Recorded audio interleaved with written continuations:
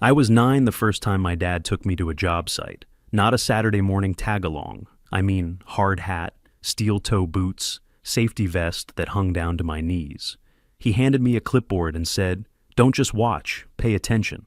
So I did. While other kids were learning fractions with worksheets, I was watching men pour concrete and yelling at each other about rebar placement. I wasn't playing Minecraft. I was standing in a half-dug basement, calculating the depth of footings. My old man, Glenn Brower, ran Brower and Sons Construction like it was a church. Rules were gospel, and the site was holy ground. There were no babysitters, no cartoons, just truck rides, two-way radios, and the smell of diesel. By the time I hit high school, I could walk onto a site and tell you which crew was behind schedule just by looking at their tools. In college, I studied civil engineering and graduated with honors. Got offers, good ones too. Houston, Phoenix, places where money flowed fast and dirt never froze. But I turned them down and came home to Indianapolis. Why? Because of the name on the trucks, Brower and Sons. That was supposed to mean something. I didn't get a welcome back handshake, no cake, no morning meeting with a list of priorities. My first day, I walked into the trailer and found a folding table stacked with old inspection reports, a sticky note on top that just said, "Start here." 63 open permits and 0 instructions. So I got to work. For 11 years, I ran the back end, scheduling, bids, logistics. I digitized our filing system, rewrote our safety manuals, built the first real CRM we'd ever had, landed our first municipal contract, then another, tripled our operational efficiency. We went from handwritten quotes on carbon copy to full project dashboards with cost forecasting. People stopped calling me the son and started calling me the guy to ask. I didn't complain when Dad took credit, didn't flinch when he brushed me off in front of clients. I figured, he's old school, prideful. This is just his way. And maybe when he's ready to step back, he'll hand it off right. I thought I was earning my shot. I thought being the engine meant something. But being the engine doesn't matter when they decide to replace the whole damn vehicle. He didn't give me the company. He gave it to Ryan. My brother, who hadn't stepped foot in Indiana in over a decade, who hadn't shown up for Dad's triple bypass, who sent us Christmas cards from Spain and signed them Namaste. Ryan, with his shiny sunglasses and year-round tan, who hadn't laid a brick or filed a permit in his life. I gave everything I had to this company, and it turns out all I earned was a front row seat to watch someone else drive it off a cliff. I got the text from Mom on a Tuesday. Dinner at 6, important. Come hungry. Her texts are always short. But this one, something about it felt different. No emojis, no follow-up. Just 5 clipped words and a weight behind them I couldn't explain. I stared at the screen for a minute before shoving my phone in my pocket. I should have known. When I walked into the house, the smell hit me first. Pot roast. That was her guilt dish. Thick, heavy, slow-cooked, and always came out when something was about to go sideways. Ryan was already there, sitting at the dining table, relaxed, like he'd never left. Clean-shaven tan. One of those breezy linen shirts unbuttoned just enough to show off a beaded necklace that looked like it belonged at a meditation retreat. No socks, of course. His loafers were kicked off under the table like he lived there. He looked up and smiled that same half smirk he used when we were kids. Hey, buddy, like we were 10 and he hadn't vanished for 12 years. I didn't say anything at first, just nodded and pulled out a chair. Mom came bustling in from the kitchen with a dish of green beans, like she hadn't spent the last decade choosing to ignore the fact that Ryan never called, never visited, never showed up when Dad went under the knife, or when the city almost pulled our contractor license. "You boys sit," she chirped, like we were toddlers on Thanksgiving break. "Everything's hot." So, I played nice. I sat. I passed plates. I smiled when Ryan told us about his eco-housing startup in Spain, about working with a sustainable design firm in Sydney, about some yoga retreat he had done in Thailand that really reset his nervous system. I nodded when he talked about consulting for clients in Bali, and laughed when he mimicked a Spanish contractor who refused to use screws on principle. It was all very breezy, very on brand. I glanced at Dad. He was quiet, picking at his plate, watching Ryan like a man watching his own memories. Then came dessert, chocolate cake, Another sign something was off. Mom never made cake for weeknight dinners. She set the slices down gently, as if they might trigger something. That's when Dad cleared his throat. The air shifted. "Starting next Monday," he said, wiping his hands with a napkin he didn't need. "Ryan's stepping in as Director of Vision and Growth." I didn't flinch, didn't speak, but I felt the ground crack under my feet. I looked at my father, the man who built job sites like they were temples, and waited for the punchline. None came. Ryan smiled like it was already old news. "Gonna bring some fresh perspective," he said, tapping his fork against his plate. "Bridge the old with the new. Big picture stuff." I stared at Dad. He didn't look at me when he said it. "We need a fresh face," he muttered. "A modern voice.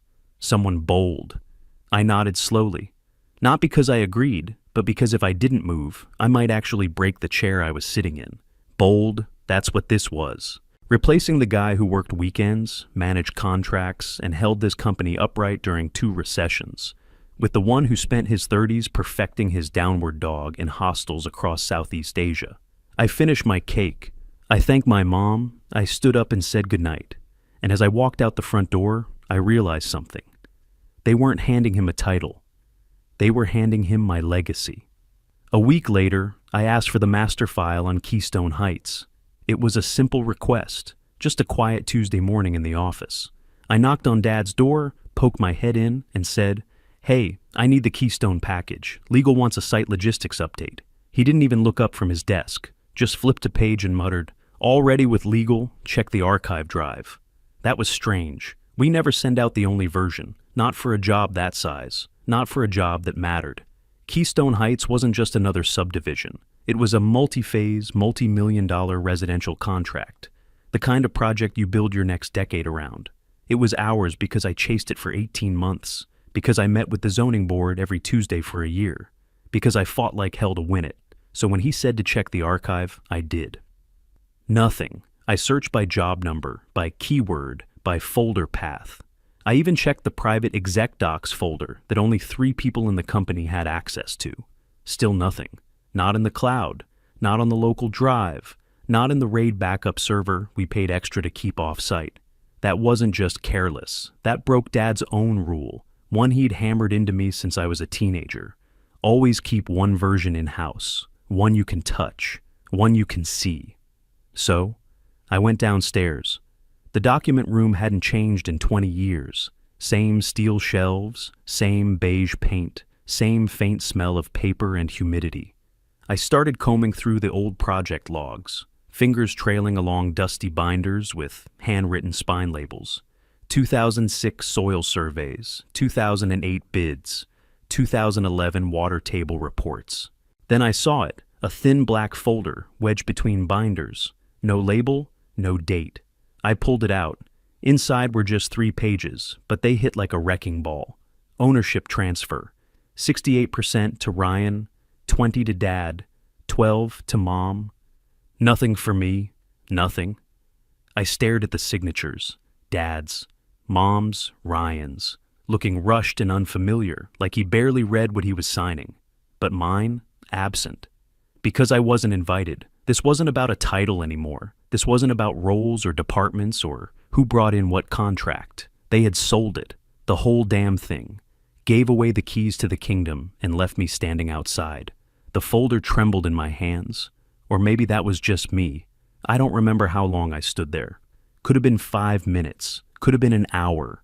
When I finally walked out, the office hallway looked exactly the same. Same light buzzing overhead, same coffee stains on the carpet, same hum from the plotter printer. Except everything had changed. I passed Marion, our office manager, at the copier. She glanced up. Her mouth opened, then closed. Then she said, almost under her breath, "I tried to tell him it wasn't right." I stopped. "What did you say?" She looked around, lowered her voice. "When they had the papers drafted, I told Glenn, I said, 'You can't do this to him, not like this.' But he wouldn't hear it." I blinked.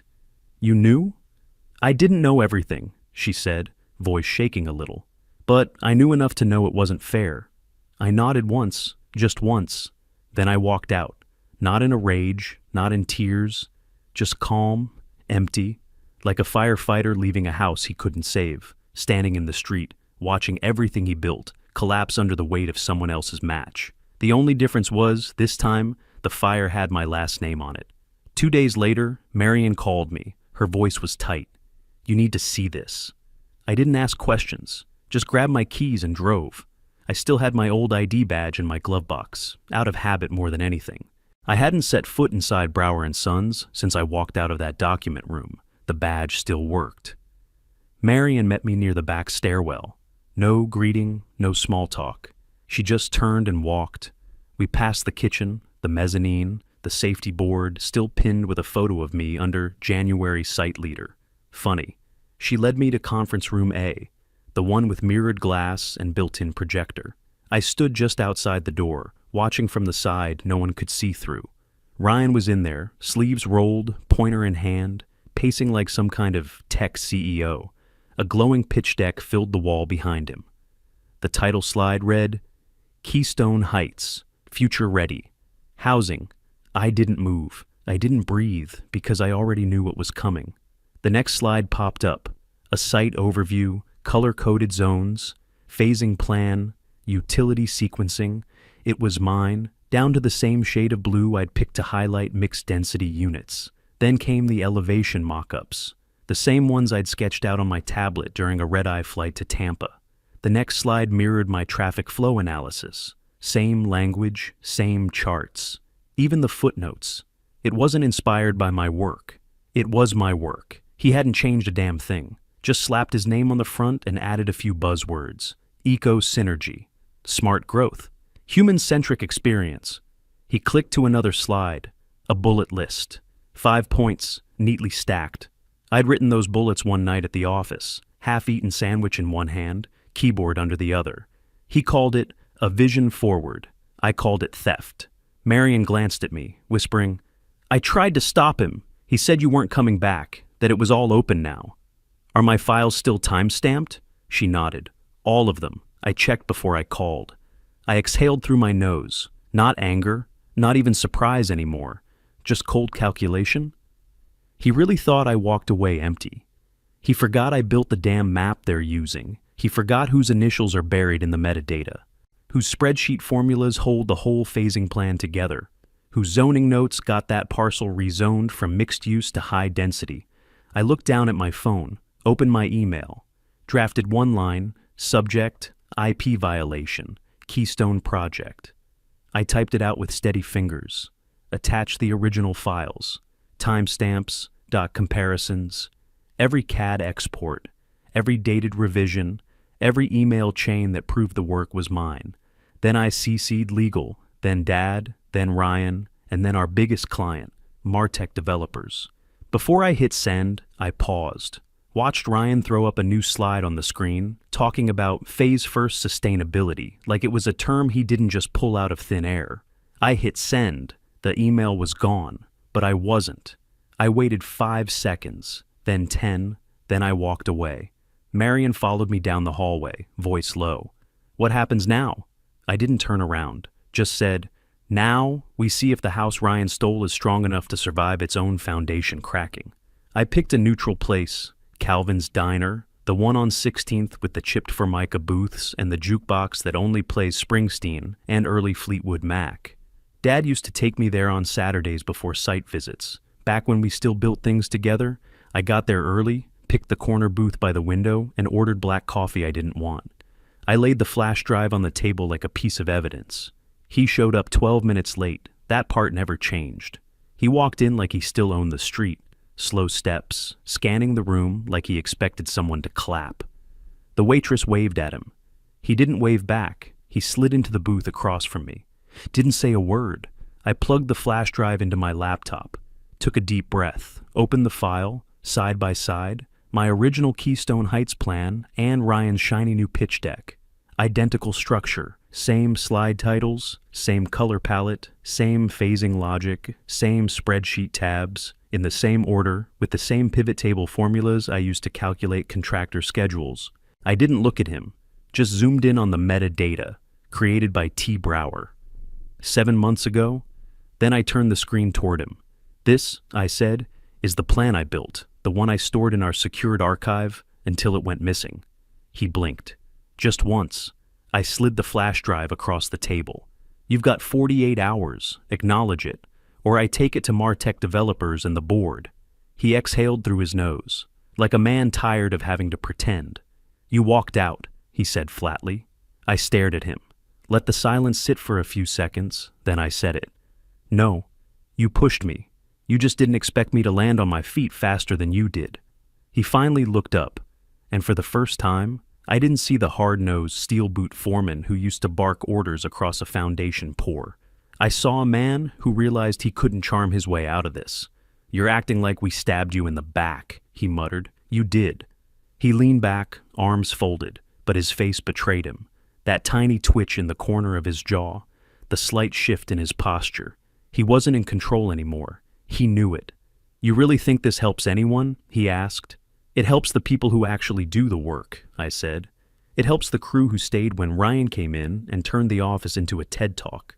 It helps the company survive without turning into a glossy brochure with no foundation. His fingers tapped the table once, then stopped. I leaned in slightly. I'm not here to beg. I'm not asking for a seat. I'm offering terms. I pulled a folded sheet of paper from my jacket and laid it flat. 40% equity. Director of Operations. Keystone and future development fall under my authority. Ryan keeps marketing. That's it. He read it once, said nothing.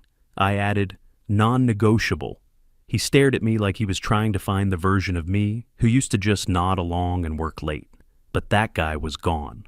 48 hours, I said again. Then I stood. Enjoy the coffee.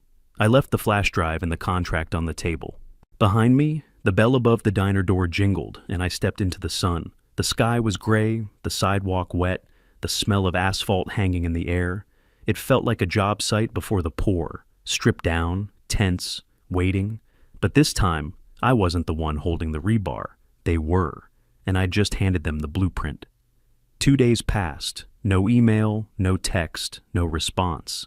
So, I hit send. It was just past noon on a Thursday.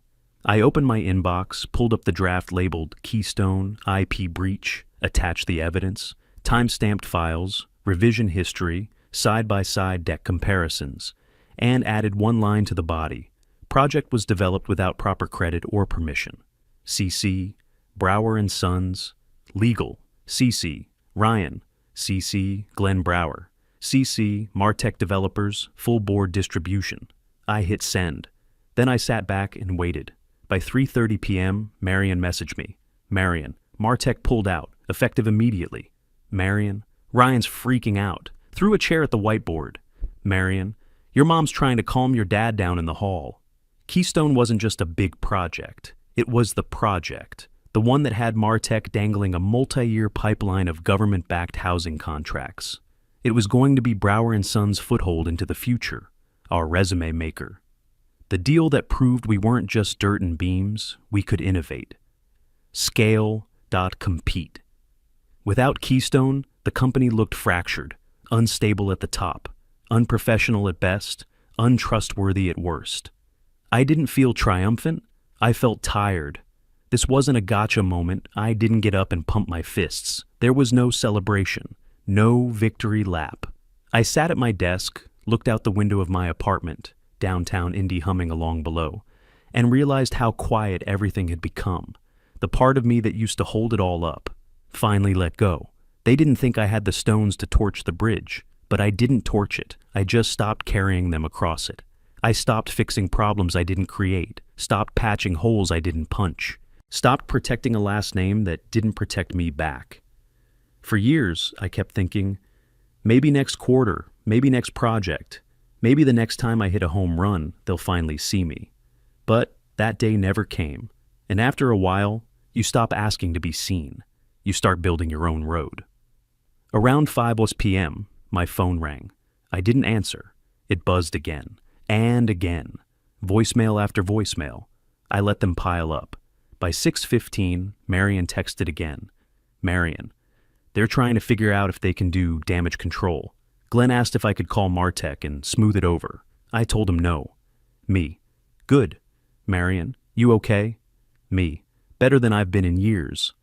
Then I silenced my phone and went for a walk. No destination, no schedule, just the sound of my own steps on the sidewalk and the realization that, for once, I wasn't holding up something that didn't want to stand on its own. Let them feel the collapse. I'd already started designing the rebuild. Less than 24 hours later, I got a text from Ryan. "Meet me, please. Just 10 minutes. Your choice of place." I stared at the message for a while before answering. Me. 8:01 a.m. Finn's Cafe. That place still had my first set of blueprints laminated under glass on the back wall. I hadn't been in years. I got there 10 minutes early, sat at the counter, nodded at the waitress, and ordered a black coffee. No cream, no sugar, just something bitter to match the morning. Ryan walked in right on time. No tan, no sunglasses, no breezy shirt. Just jeans, a wrinkled button-up, and eyes that looked like they hadn't closed all night. He slid into the booth across from me and didn't say a word for the first full minute. Finally, he spoke. "I didn't know what I was getting into," he said. "I thought I could handle it. I can't." He looked like he expected me to say something. Maybe nod, maybe throw him a bone. I just sipped my coffee. "You made it look easy," he added. "From the outside, the systems, the people, the files. It felt like it ran itself." "No," I said. "It ran because I did." He flinched, and for once, he didn't try to charm his way out of it. No smirk, no joke, just guilt. I pulled a single sheet of paper from my jacket and slid it across the table, typed, bullet pointed, clean, my terms, 40% equity, directorial seat, operational authority over all development contracts. Ryan keeps branding and marketing, but no access to project controls. All decisions on Keystone revert to my lead. He read through the list twice. His eyebrows rose at the second item, but he didn't argue. "That's," he said slowly, "steep."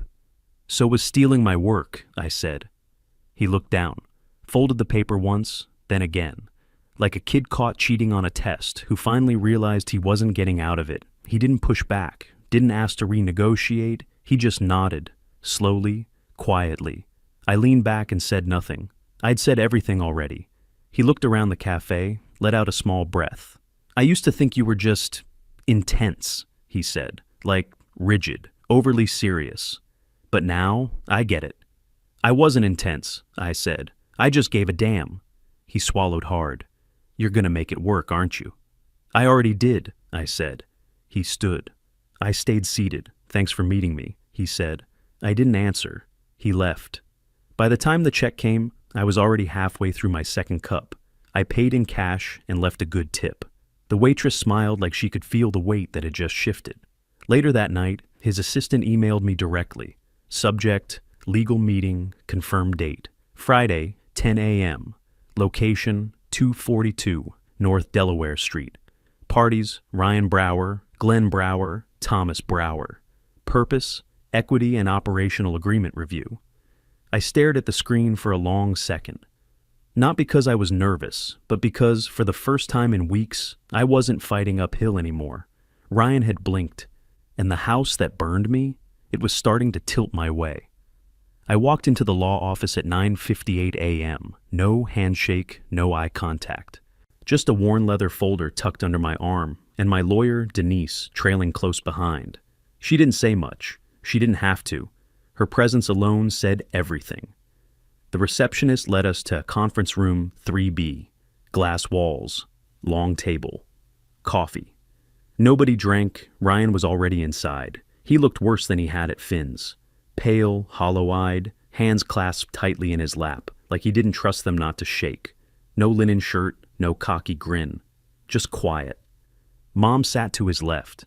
Her posture was straight, but her expression had gone somewhere between blank and ashamed, like she still hoped this would all resolve if she just stayed silent long enough.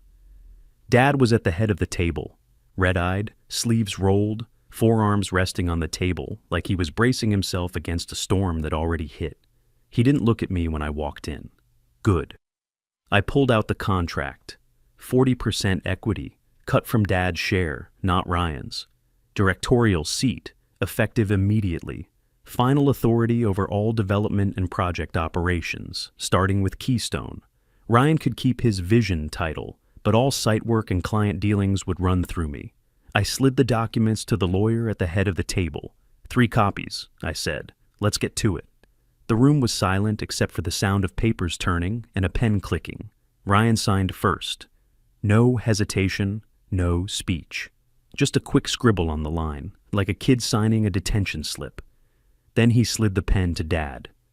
That took longer. He stared at the signature line like it was a grave marker. 30 full seconds of silence. The kind that makes your stomach ache if you're still holding on to anything. I wasn't. He finally picked up the pen and signed one line, one final flick of the wrist. Then he pushed the contract forward and leaned back in his chair, eyes fixed on the ceiling. The lawyer stamped each set. 3 sharp thuds of the notary seal. Done. She slid my copy across the table. I took it, folded it, and tucked it back into my folder without looking down. I stood. It's done, I said, my voice even. I won't be sticking around for questions. No one moved, no one objected. Ryan didn't even lift his head. I looked at Mom. She blinked like she wanted to say something, but no words came.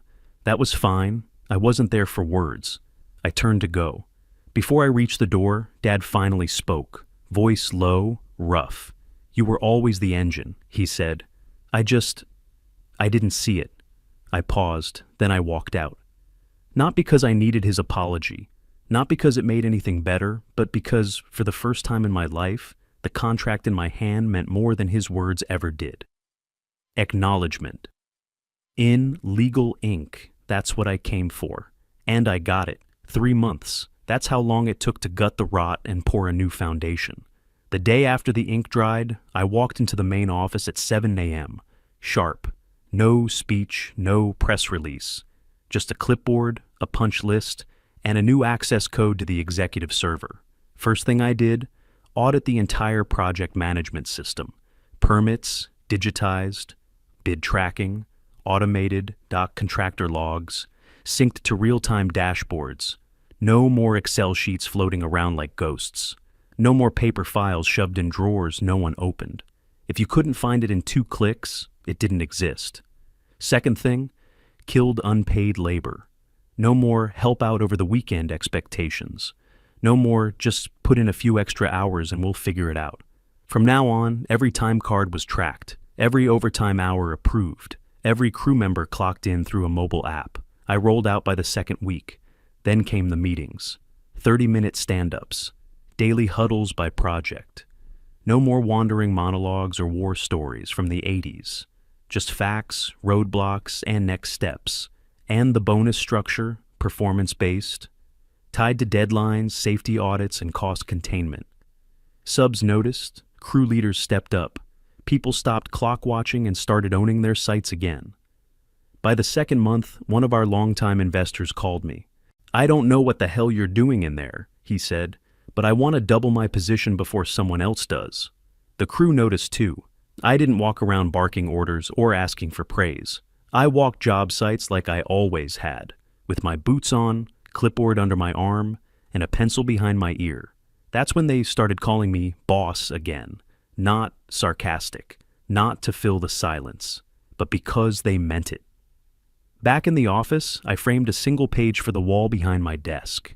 It wasn't a contract, not a blueprint, just my first hand-drawn project plan. Pencil on grid paper, bent corner, coffee ring in the top left. I made it when I was 17, pitching a new layout for our storage yard. Dad never used it. Told me it was too clean to be real. I looked at it now and realized he wasn't wrong. Back then, it was too clean, but I wasn't. Now I knew how to build a plan and get it dirty. And then, just before the end of that 3rd month, it came. An email. Subject: willing to reopen discussions. From Martech Developers. Body: we are open to re-engaging on Keystone Heights, on one condition, T. Brower leads. I didn't forward it to legal. I printed it, walked straight to the break room, tacked it to the corkboard above the coffee station. Didn't say a word. People gathered, read it, looked at each other, and then someone clapped. Not for ego, not for show. Just relief. Because we weren't drowning anymore. We weren't pretending. We were finally running like a company should. Later that afternoon, Marion knocked on my office door. She handed me an envelope. Plain, no label. I opened it. Inside was a single sheet of paper. One of those old notebook pages with ragged spiral edges. A sketch. A child's drawing of a construction site. Stick figures, a square trailer, little piles labeled gravel and rebar. In shaky handwriting at the bottom, Tom's job site, age 9. Beneath it, scribbled in my father's handwriting, you were always the builder. I just never saw it. I read it once. Then I placed it next to the coffee-stained project plan on my wall, and I went back to work. I didn't cry when I read the note. I didn't call anyone, didn't sit with it under some warm light like a movie ending. I just placed it next to the coffee-stained draft. 2 documents, side by side, framed behind glass. One drawn by a 9-year-old with dreams too big for his handwriting. The other, the first plan I ever built that actually changed the direction of the company. They both hang on the wall now, the boy who dreamed and the man who built. People walk by them every day.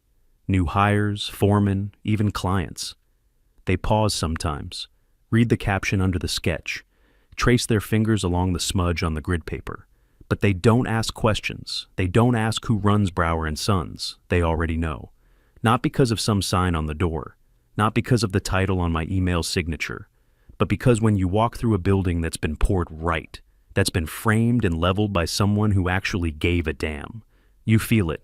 You don't have to ask. We still carry the Brower name, but now it means something different. It doesn't stand for stubborn pride or bloodlines or who used to bark orders from a folding chair.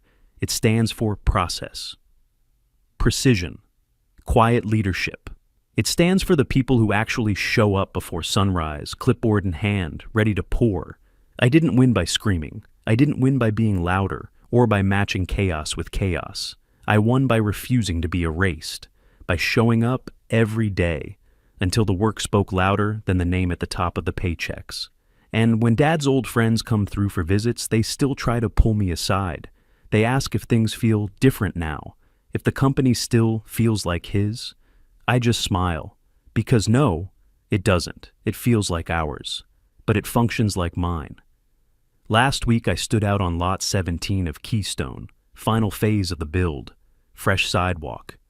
Sod rolled out, that smell of wet lumber and morning concrete still hanging in the air. The last pour, I watched the crew smooth it out under the late summer sun. Not one of them looked confused or behind or under pressure. They were synced, sharp. I didn't say anything, just stood there with my arms crossed, watching the work happen without me having to hold every single string. And for the first time, I felt it. Not pride, not revenge, just quiet satisfaction. This wasn't about getting back at anyone. This wasn't revenge. It was reclamation. Because sometimes you don't rebuild the bridge, you build the road beside it, and then you pour it yourself.